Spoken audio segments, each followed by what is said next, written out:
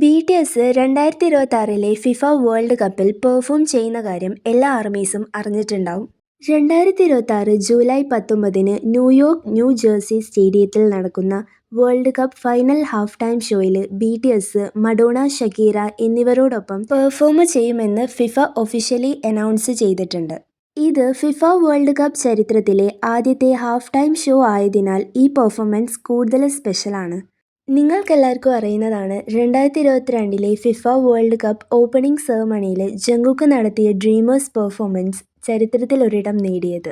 Qatar സിംഗറായ Fahad al ഖുബൈസിയോടൊപ്പം dreamers live performance ചെയ്ത Jungkook FIFA world cup opening സെറമണിയിൽ പെർഫോം ചെയ്യുന്ന ആദ്യ കൊറിയൻ ആർട്ടിസ്റ്റായി മാറി.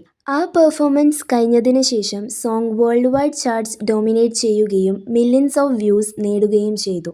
2022 ഖത്തർ ഫിഫ വേൾഡ് കപ്പിൽ ജങ്കുക്ക് നടത്തിയ പെർഫോമൻസ് ചരിത്രത്തിൽ ഇടം പിടിച്ച മാതിരി 2026 ഫിഫ വേൾഡ് കപ്പിൽ ബിടിഎസ് ചെയ്യുന്ന പെർഫോമൻസും ചരിത്രത്തിൽ ഇടം പിടിക്കും.